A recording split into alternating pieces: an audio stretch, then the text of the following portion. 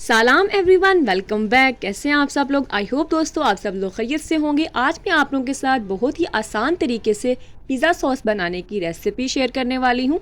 इसी सॉस को आप पास्ते के अंदर भी यूज़ कर सकते हैं।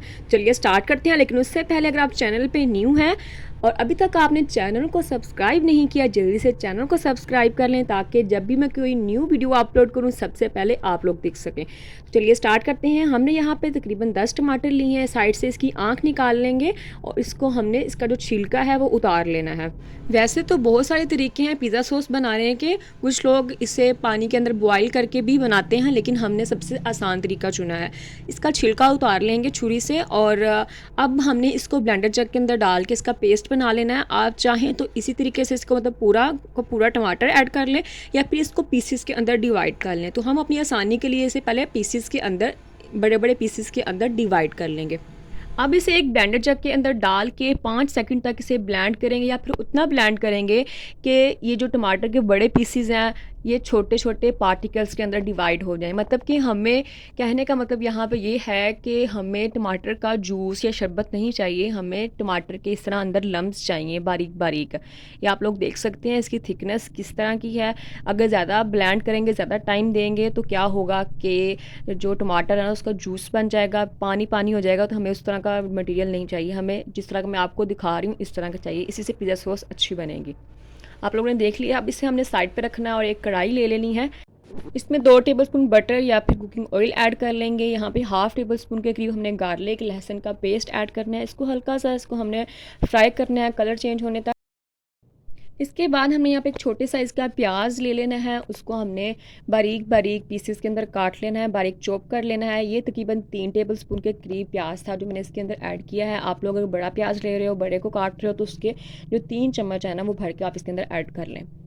अब इसको भी हमने हल्का सा कलर चेंज होने तक पका लेना है। जब इस तरह कलर आ जाएगा तो अब हम यहाँ पे क्या करेंगे कि जो हमने टमाटर का पेस्ट बनाया था, रेडी किया था, वो इसके अंदर ऐड कर लेंगे।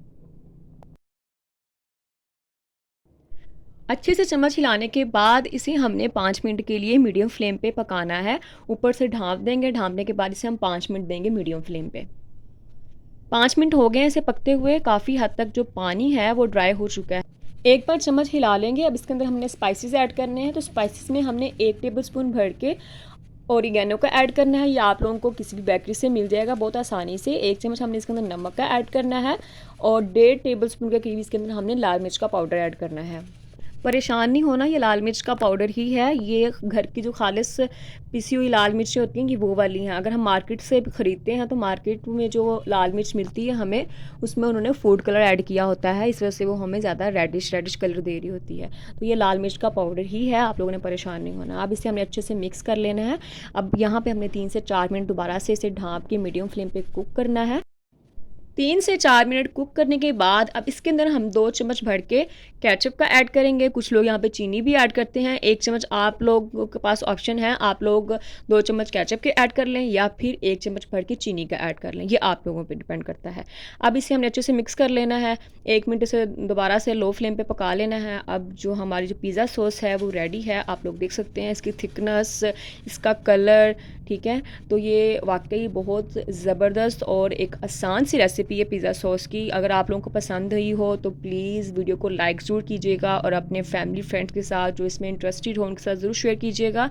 और इस रेसिपी को, इस सॉस को आप लोग पास्ता के अंदर भी यूज़ कर सकते हैं। पास्ता को बॉयल कर लें और इस सॉस के अंदर डिप करें, अच्छे से मिक्स करें और इंजॉय करें पास्ता की रेसिपी। सो कैसी लगी आप लोगों को आज की रेसिपी? लाइक करके, कमेंट करके ज़रूर बताइएगा मुझे। मिलते हैं ज़बरदस्त सी रेसिपी के साथ नेक्स्ट वीडियो में। तब अपना बहुत सारा ख्याल रखें, मुझे अपनी दुआओं में ज़रूर याद रखिएगा और मिलते हैं अब नेक्स्ट वीडियो में। अल्लाह हाफ़िज़, टेक केयर।